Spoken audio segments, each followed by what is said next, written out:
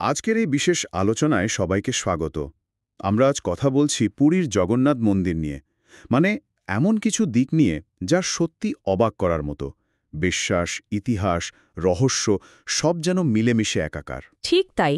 আমাদের কাছে যে তথ্যগুলো আছে, বিশেষ করে জগন্নাথ মন্দিরের অলৌকিক রহস্য বলে যে বিবরণ পাওয়া যায়, সেখানে কিন্তু মন্দিরের নানা প্রথা, এর স্থাপত্য আর কিছু যাকে বলে ব্যাখ্যাতীত ঘটনা, সেসবের উল্লেখ আছে। হ্যাঁ, ভবিষ্যৎবাণীর কথাও আছে শুনছি। তো চলুন আর দেরি না করে সরাসরি এই রহস্যের গভীরে যাই।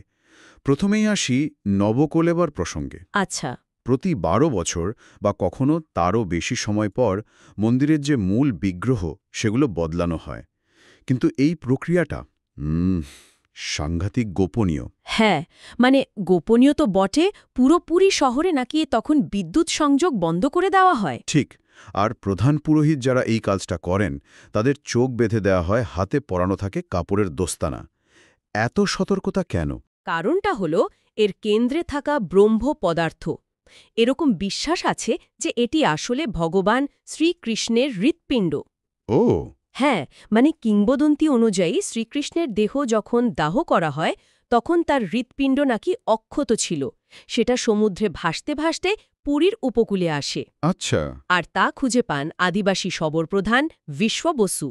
বিশ্বাস করা হয় যে এর মধ্যে একটা দিব্য শক্তি আছে, এমনকি স্পন্দনও নাকি টের পাওয়া যায়। এইখানেই তো প্রত্নতাত্ত্বিক প্রবীণ মোহনের তত্ত্বটা বেশি ইন্টারেস্টিং লাগে। উনি বলছেন এটা হয়তো কোনো আর্ক রিঅ্যাক্টরের মতো কিছু, মানে অসংখ্য শক্তি তৈরি করে। হ্যাঁ, সেই তত্ত্বটাও বেশ চর্চিত। আর সেই কারণেই কি কাঠের মূর্তি ব্যবহার করা হয়? কারণ কাঠ তো বিদ্যুতের কুপরিবাহী। ঠিক, হয়তো ওই প্রচণ্ড শক্তিটাকে ধারণ করার জন্য। মানে একদিকে পৌরাণিক বিশ্বাস, আবার অন্যদিকে প্রায় সায়েন্স ফিকশনের মতো ব্যাখ্যা। দারুণ ব্যাপার। অবশ্যই। আর এই গোপনীয়তার কারণ হয়তো এর সঙ্গে বিপদের আশঙ্কাও জড়িয়ে আছে। শোনা যায় ২০১৫ সালে একজন পাণ্ডা নাকি ভুল করে এটা ছুঁয়ে ফেলেছিলেন। তাই? তারপর? তারপর উনি অজ্ঞান হয়ে যান এবং পরে নাকি মানসিক ভারসাম্যও হারিয়ে ফেলেন। এরকম কথা শোনা যায়। বছর ৫০ আগে একজন পুরোহিত নাকি এর বর্ণনা দিয়েছিলেন। রূপোর মতো তরল, আলোয় আনলে নাকি ঘুরতে থাকে, কম্পন বাড়ে। ও বাবা, তাহলে তো গোপনীয়তার কারণটা বোঝা যাচ্ছে। আচ্ছা, এই তো গেল একদম ভেতরের কথা। এবার একটু মন্দিরের গঠন, মানে বাইরের দিকের কিছু কথায় আসি। যেমন ধরুন, মন্দিরের চূড়ায় যে পতাকাটা, ধ্বজা। হ্যাঁ, ওটা রোজ বদলানো হয়। আর এমন বিশ্বাস যে একদিনও যদি বাদ যায় তাহলে মন্দির নাকি ১৮ বছরের জন্য বন্ধ হয়ে যাবে। এটা সত্যি একটা অদ্ভুত রীতি। ব্রিটিশরা নাকি এটাকে কুসংস্কার বলে বন্ধও করতে চেয়েছিল। হ্যাঁ, চেষ্টা করেছিল কিন্তু পারেনি। আচ্ছা, আরেকটা জিনিস, মন্দিরে যে ২২টা সিঁড়ি আছে ঢোকার মুখে, হ্যাঁ, ২২ পাহাচা। তার ৩ নম্বর সিঁড়িটা যমশিলা। ওখানে পা রাখলে নাকি পুণ্য ক্ষয় হয়। এরকম একটা লোককথা আছে। বলা হয় স্বয়ং যমরাজ নাকি জায়গাটা প্রার্থনা করে পেয়েছিলেন। আর মন্দিরের চূড়ার সুদর্শন চক্রটা, ওটাও তো একটা বিস্ময়। ঠিক, যেদিক থেকেই দেখুন মনে হবে যেন আপনার দিকেই তাকিয়ে আছে। প্রাচীন শিল্পের অসাধারণ নিদর্শন। নিঃসন্দেহে। এবার আসি রান্নাঘরের কথায়। এটা কি সত্যি বিশ্বের অন্যতম বড় রান্নাঘর? হ্যাঁ, কিউমোর দিক থেকে তো বটেই। রোজ হাজার হাজার লোকের রান্না হয়, কিন্তু বলা হয় খাবার নাকি কখনো কম পড়ে না বা নষ্টও হয় না। আশ্চর্য তো। আর রান্নার পদ্ধতিটা আরও আশ্চর্য। ৭টা মাটির পাত্র একটার উপর আর একটা চাপিয়ে রান্না হয়, কাঠের উনুনে। আচ্ছা। কিন্তু লজিক বলে নিচের পাত্র আগে গরম হবে, কিন্তু এখানে নাকি উল্টো, সবচেয়ে ওপরের পাত্রের রান্না আগে হয়ে যায়। কি বলছেন? এটা তো জানা ফিজিক্সের নিয়মকেই চ্যালেঞ্জ করছে। ঠিক তাই। এর ব্যাখ্যা কি?